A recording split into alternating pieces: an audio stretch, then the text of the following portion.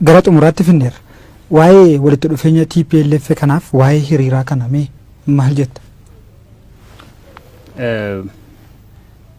Namoonni hedduun yookiin namni ABOf TPLF gidduu hariiroon jira jedhee shakkoo jiraate wantoonni mirkaneessuuf barbaadnu ABO'n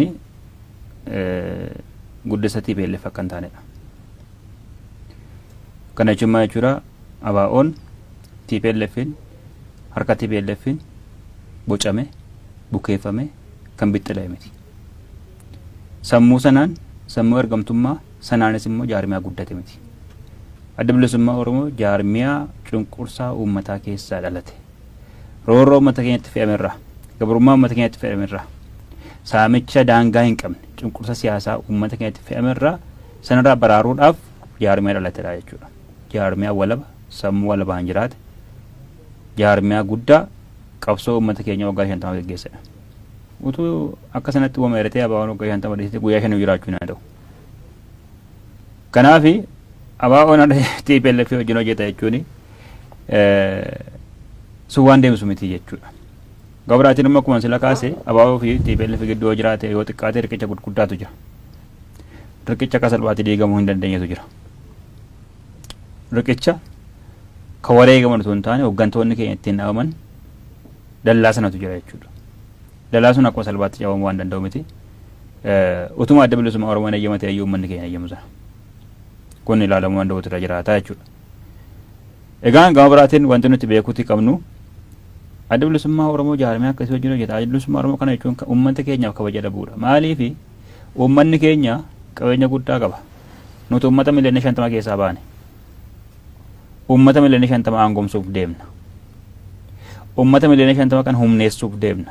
Gaaffii politikaasaa, gaaffii dinagdeesaa, gaaffii eenyummaasaa, gaaffii sabummaasaa, gaaffii biyyummaasaa deebisuuf deemna. Kanaaf kan nuti hirkannu uummata keenyadha jechuudha. Hirkachuu yoo barbaanne barbaadetti hirkachuu hin danda'a bar. Garuu uummata keenya caalaa kan itti hirkatutu hin jiru.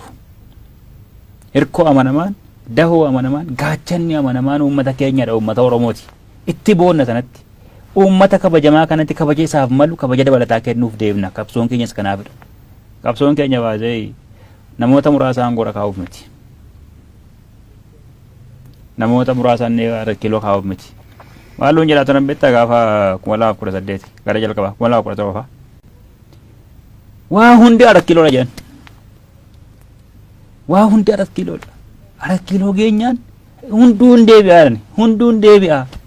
No 4 kiiloo geenyaan hunduun deebi'u. Wabiin sun hin jiru. Maaliif 4 kiiloon kan ijaarame cunqursaadhaan ijaarame sirna cunqursaatu ijaare. Uummata keenya miti kan ijaarate. Mana alagaa deemte mana alagaan ijaarate keessa teesse waan deebistuun qabdu gaaffii uummata. 4 kiiloo kan ijaare sirna cunqursaa uummata keenya irratti fe'ametu ijaare. Humna walabummaa uummataa dhugoomsuudhaaf deebi'e miti kan ijaare 4 kiiloo. Mallasaan yoo barka inni cunqursaa ta'e itti fufeef waan mana sana dhaalee fida. Namni mana sana dhaalee hundumtiyyuu gaaffii uummataatiif deebi'ee kenna jedhanii yaaduu hin danda'amu. Waayee mana sana sirna mana sana ijaara tiksuuf dhaqu warra 4 kiiloo dhaqan. Kanaaf 4 kiiloo dhaquun yookiin aangoo qabachuun gaaffii uummataa deebisuuf miti jechuudha. Adda bilisummaa Oromoo kanaaf hin qabsoofne. Rakkoo guddaan bara adda bilisummaa Oromootiif biyya kana gidduu jiru kana dabar. Oromoon ABO'n kan inni jedhu Oromoon gaaffii biyyummaa qabaadha. Our demand is a national demand. Kuni gaaffii river ta'uu hin dandeenyedha beekta. Ejjennoon ABO immoo gaaffii national demand uummanni Oromoo qabu akkaataa barbaadame utuu sharafamee deebi'uu qabaadha. Malee dhimma aangoo miti. Dhimma gaaffii uummataati. Dhimma mirga uummataati. Dhimma bilisummaa uummataati. Dhimma gootawwan hedduun waggoota 50 darban itti wareegamaniiti. Gaaffii sana naade gaaffii sana deebii argadha jedhee ABO'n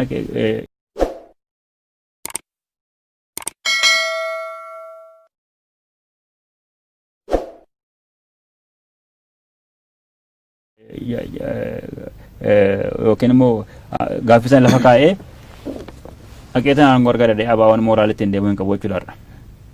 Kan ni qabsoofnuu fi gaaffii bu'uuraa ka uummata keenyaa ka uummanni keenya waggoota 50 darban itti wareegaman itti dhuman itti caccaban jireenya uummataatti diigame imimmaan armee keenyaa haga galaana ta'utti itti cobe maanguddoonni gadi cabanii itti yeelalan kabajni uummata keenyaa mulqame sana akkaataa barbaachisaa ta'een deebisa quubsaa itti argamsiisuuf qabsoo adda bilisummaa Oromoo gaggeessu. Deebiin kun TPLF biraan dhufu. To dhufee amma waggaa 27 gidduutti maaliif rakkoon kun hunduu uumamare? Warri sammuu ergamtummaatiin guddatan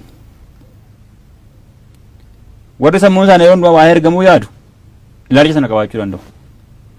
Gara kanaa dhawetta walabummaaf gara ergamtummaa gidduu garaagarummaan jiru kana dabarsa. Sammuu sana qabaachuudha.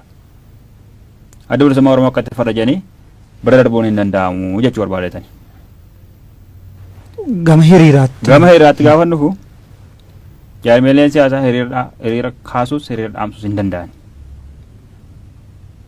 Hiriira cunqursaatu kaasa. Teeluuza tiru. Ukkaamsaatu kaasa hiriira. Mormii uummata. Okay? Ameerikaa keessa amma kunoo mormii uummataa sababii George Floyd namni jedhamu adiin tokko daqiiqaa 6 morma isaarra ejjete utuu inni hafuuran nacite jedhu utuu inni lallabu waan haala suukanneessaa ta'een waan ajjeeseef addunyaa guutuun irra jeeqamaa jirti sababii nama tokkootiif. Utuu George Floyd haala suukanneessaa ta'e sana hin ajjeefamne ta'e har'a Ameerikaa keessa irra darbee London keessa Sweden keessa Australia keessa fi addunyaa guutuu irratti kabaja mirga namummaatiif addunyaa guutuun yeroo haala akkasii kana keessatti gadi baatee mootummaa isaanii hin cinqisu turte. Mormii uummataatiif dho'iinsa mormii uummataatiif dheekkamsa uummataatiif sababni dhiittaa mirga namummaati. Jaarmaleen sababa ta'uu hin danda'ani jechuudha. Furmaanni immoo mirga uummataa dhiisuudha. Ani mirga kiyya akka dhiitamu hin barbaadu. Mirga kiyya akka sarbamu hin barbaadu. Kabajaan jiraachuu hin barbaadan akka nama tokkootti. Kabaja sana uummata hundatu barbaada. Okay? Ilmi bari gadameessa haadha isaa keessaa baatee tokko bahee tokko ija isaa fuulduratti haadha isaa akka godhee damtu hin barbaadu. Ilmi jilma abbaa keessaa bahee tokko abbaan isaa ija isaa duratti haala suukanneessaadhaan akka inni reebamu akka inni garafamu akka gadi argu hin barbaadu jechuudha. Mirga uummataa dhiituuni dheekkamsa uummataa kaasaa dhugaadha. Wati waan naan barbaachisu deebii gaabaan mirga uummataa kabajuudha jechuudha. Deebii gaabaan bilisummaa uummata keenya gonfachiisuudha. Dimokiraasii uummanni keenya barbaadu kennuufidha. Uummata keenyatti goraadee gadi fudhatanii gadi ba'uu miti furmaanni. Uummata keenyatti qabee gadi galgashachuu miti. Diina miti bara uummanni keenya. Sabadha, lammiidha. Okay? Biyya kana irratti allanna nuti. Nuti keenya lafa kana keessa jirti. Inni tokko ilma gudeedha, inni tokko immoo ilma guddisaaniiti biyya kana keessatti. Oromoo akka ilma guddisaatti ilaaluun dhaabbachuu danda'u irra jiraata jechuudha. Cunqursanii, ajjeesanii, saree godhanii itti deemama yoo ta'e uummanni adda bilisummaa Oromoo taa'ee ati mirga kee hin falmatin jedhee utuu manatti gadi ukkaamseeyyuu uummanni tollee hin jiru adda bilisummaa Oromootiif. Mootummaan mirga uummata keenya akkaataa uummata keenya barbaadutti kabajee fi bilisummaa isaa gonfachiisee nageenya isaa eegee fi mirga isaa eegee fi akka namaatti uummata keenya eegnaan immoo adda bilisummaa Oromoo ana taangoo barbaadeetii ka'ee hiriira naabee jedhee mana irratti deemeetu kaayeseeyyuu uummanni hin hiriiru adda bilisummaa Oromooti wajjin. Kana jechuun maal jechuudha? Hiriira fi dheekkamsa uummataa jaarmiyaalee miti kan kaasu. Cunqursatu kaasa, ukkaamsatu kaasa. Bara 1960 keessa dheekkamsa guddaa jijjiirama warraaqsa guddaa fide sana kan kaase cunqursaa uummata keenya irratti ta'edha. Saamicha lafaatu kaase.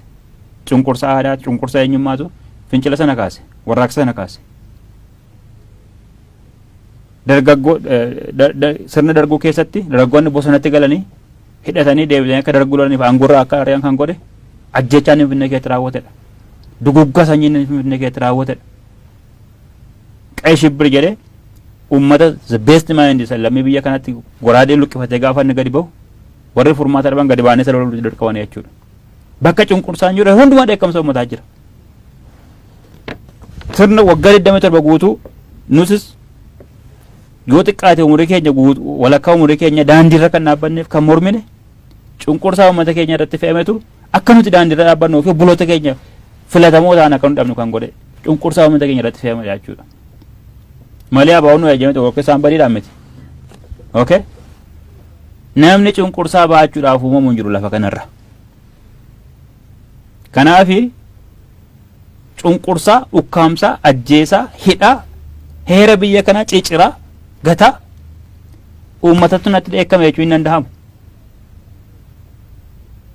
Okay? Kanaaf furmaanni maa inni jaarmoolee himachuutu hin taane tarii jaarmoota ittiin sababanii waan gaafii mirga uummataa waan dubbataniif yookiin immoo lakkii waan kana dhiisanii waan mootummaa gorsaniif jaarmoolee goramanii mana dhaatti namuu danda'u. Sunis furmaata miti. Haalluudhaa sana tolfachuu danda'u jechuu barbaadan. Sunis furmaata miti. Sababni isaa gaafa nagaan dhibe gaafa haqni dhibe dheekkamsi utuu hin jaallatin dhalata. Utuu hin jaallatin dhalata.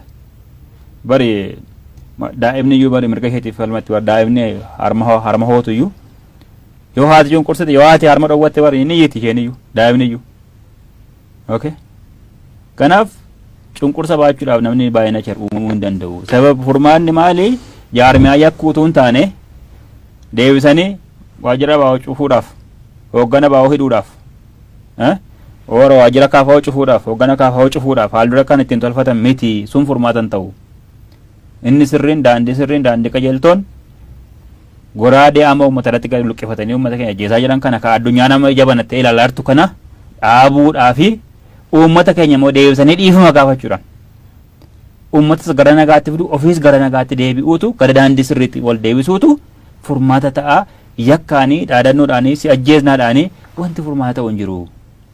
Akkuma ammoo mazammar jedhe barree guyyaa har'aatti kaasee dhimmi Oromoo maal jedhe bofa hudduu lixxe dhaadhe harki san hin citti yoo dhiisan hin lixxi jedhe. Hayilamaariyaam Gammada. Digale kanaaf dhimmi uummata Oromoo Hayilamaariyaam Gammada ajjeesuudhaan hin dhaabbanne akkuma inni jedhe maal ta'e bofa hudduu lixxe isaa ta'e jechuudha beekta. Iddatti qaban hin qabu jechuudha. Kanaaf gaaffii sana waan gorsa Hayilamaariyaam sana dhaga'uutu irra ture jechuudha. Hooggana hidhuudhaan, hooggana ajjeesuudhaan, dabamsiisuudhaan, balleessuudhaan wanti dhufu hin jiru. Baay'isuu wanta akka salphaatti badummoo hin jiru. Let me give you one example. Isaaqa Dhookaa kan jedhamutu jira beektaa Naayijeeriyaa keessatti. Isaaqa Dhookaan kuni warra Niijer Deeltaa dhalate. Mootummaan Naayijeeriyaa maal godhaa? Laga Niijer irratti laga Niijer gama Niijer Deeltaa irraati boba'aa baafata. Soorsiin isaa soorsii dinagdee isaa inni guddaan Niijer Deeltaadha. Uummata Niijer hiyyummaa keessatti hambisuuf jecha maal godhaa?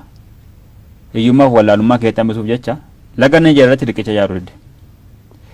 Komunitii Niijeriif immoo mana barumsaa ijaaruu dide. Boba'aa ammoo ni baafata dhaqee achi keessa. Boba'aa yeroo baasu maal godhaa? Xiyyaaraan itti Abuujaatti achi as fe'ata beektaa. Waa'ee riqicha ijaare komunitiin Niijer Deeltaa dhufaniitu Abuujaa dhufanii baratu. Gaafa baratan immoo gaaffii dinagdee gaaffii garaagaraa waan kaasaniif kontiroorsii sana hambisuuf jedheetu wallaalummaa fi hiyyummaa keessatti hambisuuf jedhee murtii kana murteesse jechuudha. Isaaqa Dhookaan akka carraa dhufeetu abbaa isaatu kaampaanii boba'aa keessa hojjeta dhufeetu barate achi militeerii keessa gale.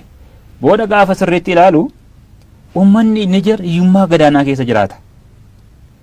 Uummanni Abuujaa immoo qabeenya uummata Niijeriin jireenya lagjaras ta'e jireenya badhaadhaa jiraata. No gaaffiin uummata Niijer deebii argachuu qaba jedheetu dargaggoota 20 walitti qabee qabsoo eegala. Gaafa qabsoo eegalu mootummaan Naayijeeriyaa Isaaqa Dhookaa qabdee ajjeeste. Dargaggoota 20 ni facaaste. Dargaggoonni sun facaanii namni beektaa. Gaaffiin gaafa sammuu namaa keessa galu hin hafu. Maal ta'e booda dargaggoonni sun deebi'aniitu waggaa 20 booda wal sassaabaniitu waan Isaaqa Dhookaa nuun jedhe sun bar sirriidha jedhan. Kanaaf furmaanni maal dha qabsoo keenyatti hufnaan. Luukarra gaaffiin uummata Naayijeeriyaa iddoon jiru. Jalqaba riqicha ijaaruu diduudhaanidha kan mootummaan Naayijeeriyaa qabsoon irratti eegalame. Har'a garuu gaaffiin sun riqicha irra darbeetu bu'uura misoomaa irra darbeetu gaaffii biyyaa ta'e. Amma bakka itti qabantu dhibe. Amma mana barumsaan isinii ijaaraa, riqichaan isinii ijaaraa, kanan isinii godhaa, kilinikan isinii godhaa, miillan isinii dhiqaa, warqeen isinii hafaa ijaara mootummaan Naayijeeriyaa uummata Niijer Deeltaatiin. Lakkee kana miti gaaffiin kiyya biyyadha. Maaliif kaleessa madaa hamaa nama deeteetta waan ta'eef madaan sun akkanatti dhufuun barbaadu jechaa jira uummatni Niijer Deeltaa. gaaffiin sun uummata Oromootti sin dhufa goo gaaffiin Oromoo deebi'uudha baate. Okay? Cunqursaa itti fufsiisuudhaani nageenya amansiisaa fiduun hin danda'amu. Hin danda'amu. Never. Kanaafoo cunqursaa itti fufsiifneetu lammii ajjeefne or gurmeessaa ajjeefne aangoo irratti ture. Yaa lammiin du'uu danda'a or gurmeessaan du'uu danda'a dhugaadha. Because amma qawwee qabanitti ajjeesuu danda'u. Lammii ajjeesanii garuu nageenya itti fufsiisuu hin danda'ani. Okay? Sana amanuu danda'uutu barbaachisaadha. Kanaafi bir'annaadhaan maaliif jiraanna? Mootummaan maaliif birratee jiraata? Maaliif gaaffii uummataan deebisu? Gaaffii Oromootu haqa miti biyya kana keessatti. Gaaffii abbaa biyyummaa Oromootu haqa miti. Gaaffii dinagdeetu, gaaffii siyaasaatu, gaaffii nageenyaatu haqa miti biyya kana keessatti. Gaaffii haqa Oromoo maaliif deebii dhaba? Gaaffii haqa Oromoo deebii dhorkatanii immoo itti fufuu hin danda'ama. Kana ilaaluutu barbaachisaadha waan jedhuun qaba. Hayyee egaan sababa hanqina yeroof jecha sagantaa keenya gara goolabuutti dhufneerra istiidiyootti argamtanii yaada nuu laachuu keessaniif hedduu isin galateeffanna. Ulfaadha. Guddaa galatama. Egaan kabajamtoota daawwattoota keenya sagantaan keenya qophii addaa har'aa kana fakkaata ture. Sagantaawwan OMN afan waliin turtii gaarii